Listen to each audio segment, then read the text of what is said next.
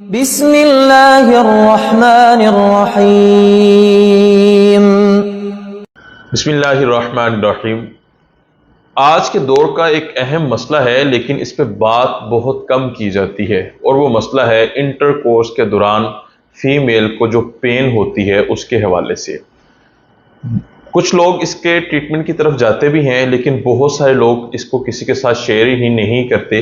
वो यही सोचते रहते हैं कि पेन बस अंदरूनी किसी वजह से हो रही है और उसका इलाज नहीं करवाते। तो इसकी वजह से बहुत सारी पेचीदगियां पैदा होती हैं। सबसे बड़ी पेचीदगी जो पैदा होती है वो ये होती है कि इंटरकोर्स में पेन होने की वजह से एक तो आहिस्ता आहिस्ता औरत का जो दिल है वो इंटरकोर्स करने से उठ जाता है, उसकी ख्वाहिश ख़त्म हो जाती है। क्योंकि जब एक काम में उसको दर्द मिलेगा तो उसका कभी भी इस चीज़ की तरफ दिल ही नहीं जाएगा। दूसरा ये है कि उस पेन की वजह से जो डिस्चार्ज होता है फीमेल का वो भी नहीं हो पाता, और बहुत सारे लोग इसका ट्रीटमेंट भी करवाते हैं लेकिन खातिर ख्वाह रिजल्ट नहीं मिलता। तो आइए चलते हैं अपने लेक्चर की तरफ। मैं डॉक्टर हाफिज अहमद रजा सब सुनने वालों को इस लेक्चर में खुशामदीद कहता हूं। मैं कुछ वजूहात बताता हूं जिसकी वजह से ये पेन हो सकता है। इनमें से जो बहुत कम देखने में मिलती है वो ये है कि वजाइना में ड्राइनेस हो, कुदरती तौर पे नमी कम हो, तो उसकी वजह से मसला हो सकता है। स्ट्रेस या एंजाइटी की वजह से हो सकता है, क्योंकि मसल्स पे दबाव पड़ता है और उसकी वजह से भी ये मसला बनता है। हार्मोनी तब्दीलियां, ठीक है, बच्चा पैदा होने के बाद खासकर, या फिर उस एज में जाके जब औरत के मेंसेस जो हैं वो बंद हो जाते हैं।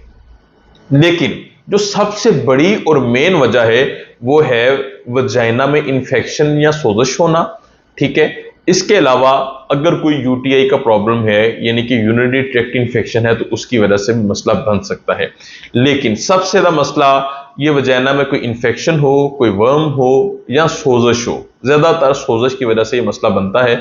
बहुत सारे पेन किलर्स, एंटीबायोटिक और बहुत सारी दवाइयां खाने के बाद भी ये मसला हल नहीं हो पाता। अगर मसला हल भी हो जाए, पेन खत्म हो जाए, तो डिस्चार्ज वाला मसला शुरू हो जाता है कि डिस्चार्ज नहीं होती औरत, ठीक है, उसको लज्जत नहीं मिलती, या फिर दिल का ना चाहना, दिल बिल्कुल नहीं चाहता हम बिस्तर करने को, फोर्सफुली जो है ना सिर्फ अपने हस्बैंड के लिए अपने आप को तैयार करती है।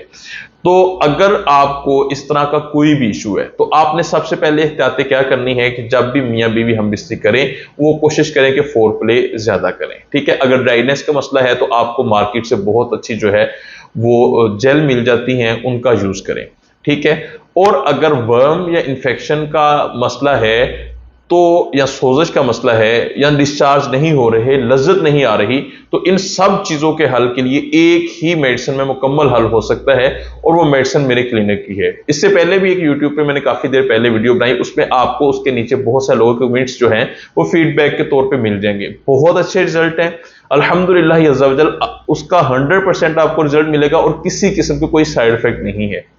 वो आपकी वजह है ना कि जितने इशू है वो सबको कवर कर लेगी। 20 दिन की मेडिसिन होती है, 20 दिन आपने यूज करनी होती है। उसके साथ आपका लज्जत का मसला भी हल हो जाता है, डिस्चार्ज का मसला भी हल हो जाता है, जो दिल नहीं चाहता उसका भी मसला हल हो जाता है, और सबसे बड़ा मसला जो है पेन का वो भी अल्हम्दुलिल्लाह हल हो जाता है। तो अगर आप इस मसले में मुब्तला हैं तो शर्माइए नहीं, कॉन्टेक्ट कीजिए या फिर क्लिनिक की तशरीफ लाइए। इसी के साथ इजाजत दीजिए, बहुत जल्द किसी अच्छे लेक्चर के साथ मुलाकात होगी।